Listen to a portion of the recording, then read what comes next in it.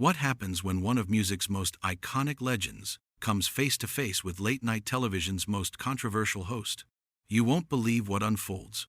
When Cher sits down for what was supposed to be a lighthearted chat on Jimmy Kimmel Live, only to have the conversation spiral into an absolute disaster that left viewers speechless and the entertainment world buzzing. Before we get into this incredible story, make sure you hit that subscribe button and drop a comment below, because you're not going to believe what went down on last night's show.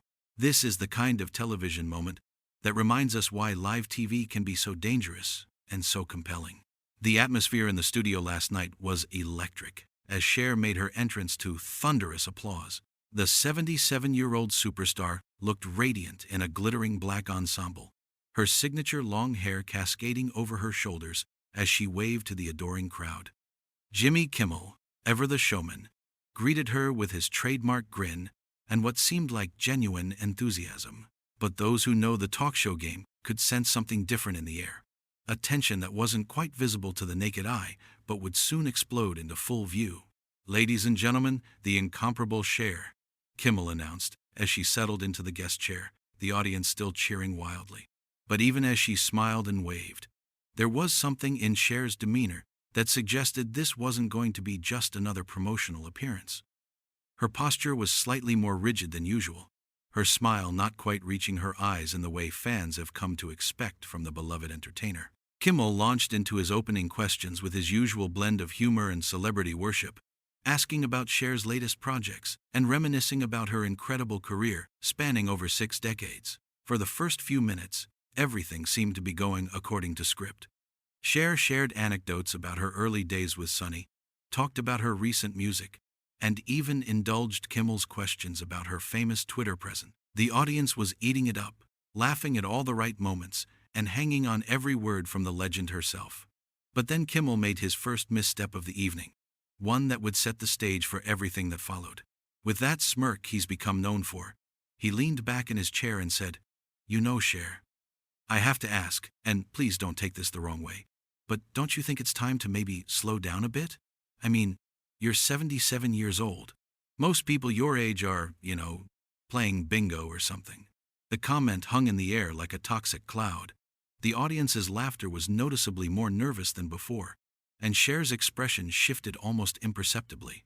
Her smile became tighter, more forced, and there was a flash of something dangerous in her eyes.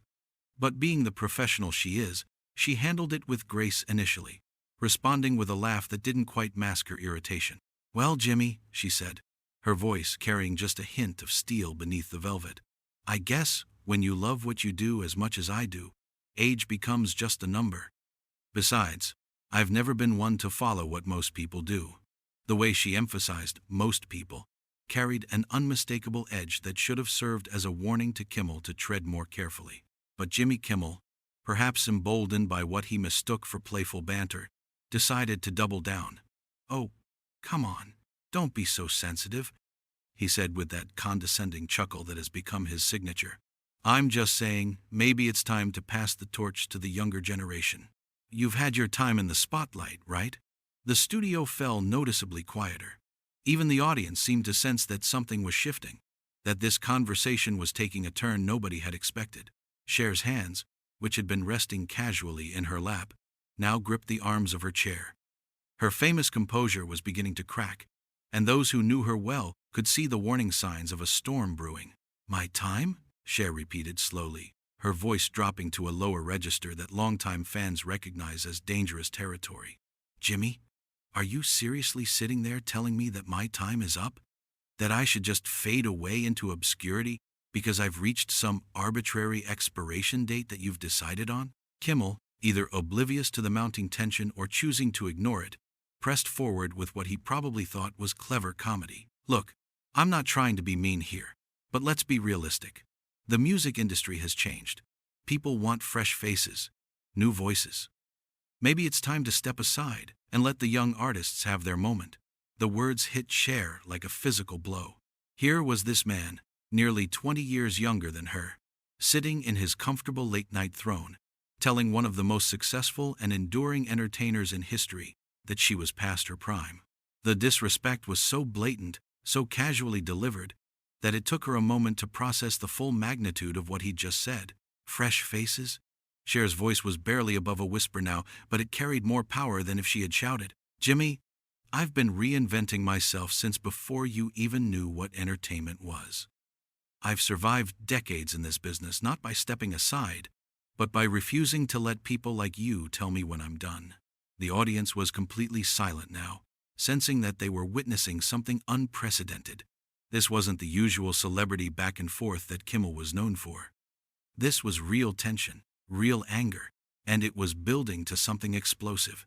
Kimmel, perhaps finally recognizing that he had pushed too far, tried to backtrack with nervous laughter. Hey, I'm just kidding around here, Cher. You know I'm a huge fan. I didn't mean anything by it. But his attempt at damage control only seemed to make things worse. Cher leaned forward in her chair, her eyes locked onto Kimmel's with an intensity that made the host visibly uncomfortable. You didn't mean anything by it? She said, her voice rising slightly. Jimmy, do you have any idea what it's like to have people constantly questioning whether you deserve to be here? To have to prove yourself over and over again, while men half your talent get handed opportunities without question? And that's when everyone in the studio knew that this conversation had crossed a line from which there would be no return. Kimmel shifted uncomfortably in his chair, his usual smugness beginning to crack as he realized he was no longer in control of the narrative. The legendary performer sitting across from him wasn't backing down, and the audience could feel the electricity in the air as decades of industry experience and hard-earned wisdom prepared to clash with late-night arrogance. Cher, look, I think you're taking this way too seriously, Kimmel said, his voice betraying the first hints of genuine nervousness. This is supposed to be fun, remember? Light entertainment? Maybe we should just move on to talking about your new... No, Jimmy. Cher cut him off with the authority of someone who had commanded stages around the world for over 50 years. We're not moving on. You want to sit there in your little late-night kingdom and tell me I'm too old? That my time is up? Let me tell you something about time, you condescending little shit. The audience gasped audibly. Cher had just dropped an F-bomb on live television, and the way she said it, with such controlled fury, made it clear this was no longer about entertainment. This was personal. The cameras continued rolling as producers in the control room scrambled to figure out how to handle what was rapidly becoming television history. Kimmel's face went pale. He dealt with difficult guests before, celebrities who didn't appreciate his brand of humor, but nothing like this. Cher wasn't just upset. She was weaponizing decades of industry knowledge and personal resilience into a verbal assault that was leaving him completely defenseless. I've been performing since you were in diapers, Cher continued, her voice growing stronger with each word. I've survived the death of variety shows, the rise of MTV, the boy band era, streaming services, and every other seismic shift in this industry. And you know how I did it? By being better than the bullshit, not by perpetuating it like you're doing right now. Cher, please, you're making a scene. Kimmel tried to interject, but she wasn't having any of it. A scene? Cher's laugh was sharp and humorless. Jimmy, this isn't a scene. This is education. You're getting schooled by someone who's been dealing with entitled men like you for longer than you've been breathing. The studio audience was completely riveted now.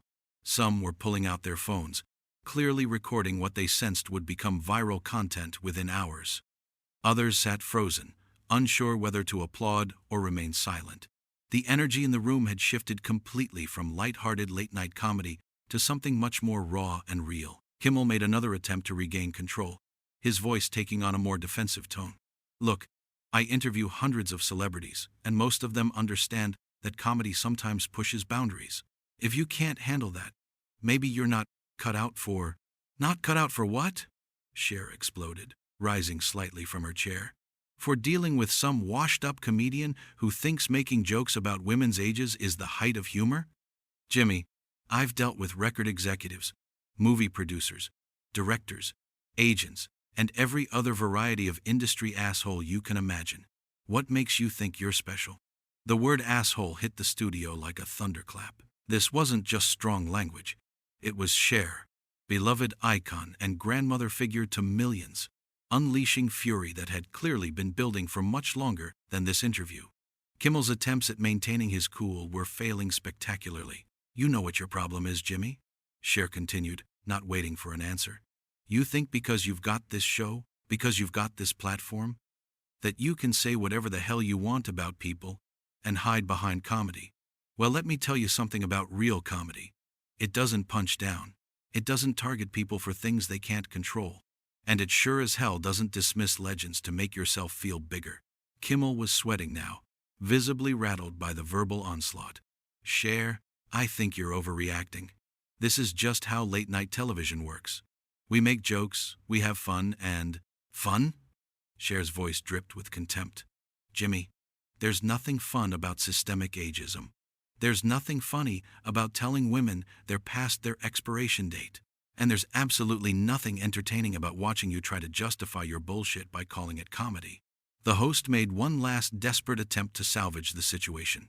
Look, maybe we got off on the wrong foot here. Why don't we take a commercial break and... Oh, now you want a commercial break? Cher's laugh was bitter and cutting. Now that your little joke backfired, now that you realize you're in over your head, suddenly you want to pause the show? That's not how this works, Jimmy. You wanted to play in the big leagues with your cute little comments about age and relevance. Well, congratulations. You're getting exactly what you asked for.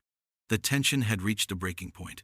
Everyone in the studio, from the cameramen to the audience members to Kimmel himself, could sense that something unprecedented was about to happen. Cher had moved beyond anger into something more dangerous. Righteous fury, backed by decades of experience dealing with industry sexism and ageism. You know what the saddest part is, Jimmy? Cher said, her voice dropping to a deadly quiet that was somehow more intimidating than shouting. You could have had a real conversation tonight. You could have talked to someone who's seen it all, done it all, and lived to tell about it. Instead, you chose to be just another small man, trying to make himself feel bigger by tearing down someone who's achieved more in her sleep than you'll accomplish in your entire career. Kimmel's face was red now, a combination of embarrassment, anger, and something that looked suspiciously like fear.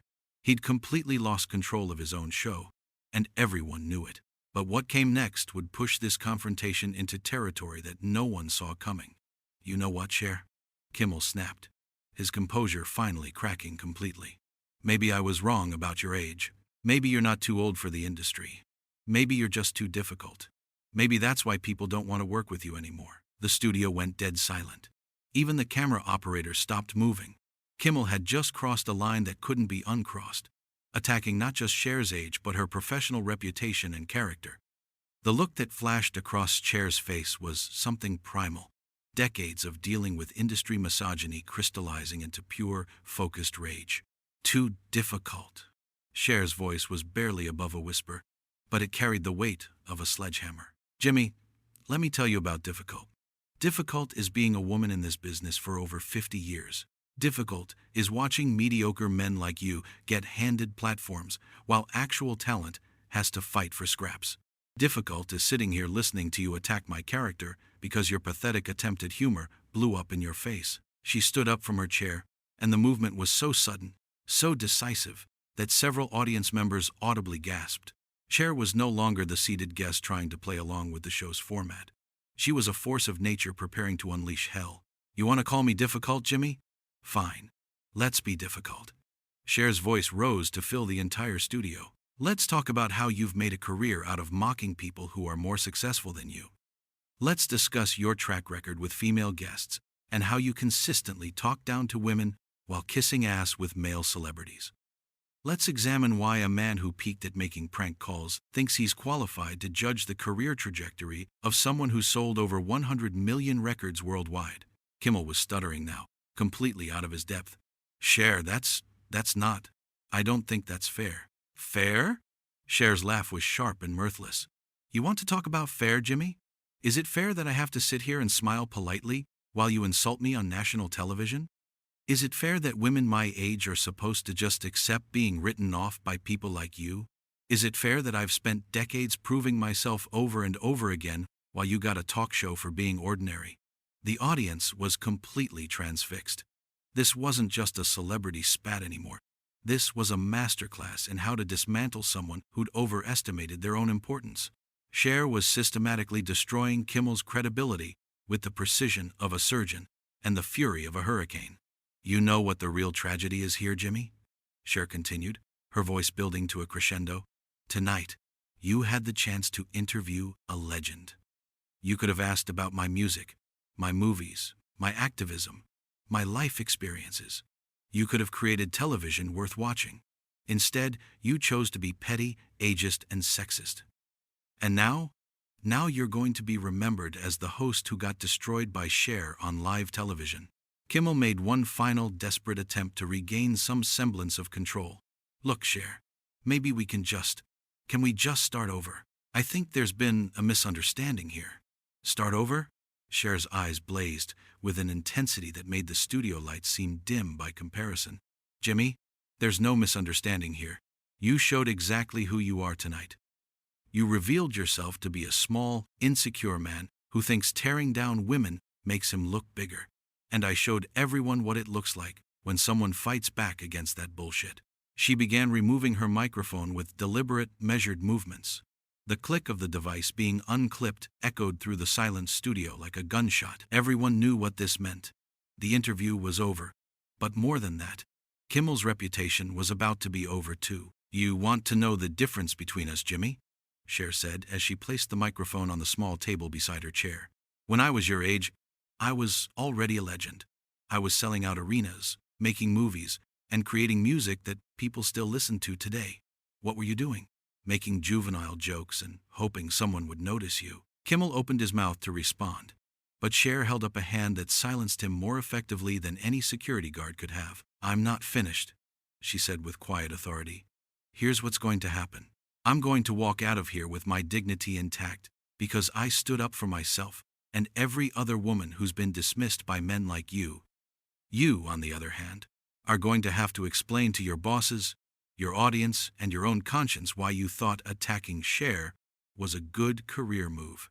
She picked up her purse and stood tall, every inch the icon she'd always been. And Jimmy, the next time you want to question someone's relevance, maybe look in the mirror first. I'll be performing for sold-out crowds long after people forget your name. The studio remained frozen as Cher walked toward the exit with the grace and dignity of someone who had just delivered the performance of a lifetime. But she wasn't quite finished. At the edge of the stage, she turned back to face Kimmel one last time. Oh, and for the record, she said, her voice carrying clearly throughout the stunned studio, I may be 77, but I've got more talent, more class, and more balls than you'll ever have. Good luck explaining this shit show to your viewers. With that, Cher walked off the stage and out of the studio, leaving behind a host who looked like he'd been hit by a truck and an audience that had just witnessed television history. The cameras kept rolling, capturing Kimmel's stunned expression as he struggled to process what had just happened to him. The silence stretched on for what felt like an eternity before Kimmel finally managed to stammer, We'll be right back after these messages. But everyone knew there was no coming back from what had just transpired. As the show cut to commercial, the audience erupted into a mixture of applause, shocked laughter, and animated conversation. They had just witnessed something unprecedented. A beloved icon dismantling a smug host who had underestimated exactly who he was dealing with. Cher had walked into that studio as a guest and left as a warrior, proving once again why she remains one of entertainment's most enduring and formidable forces.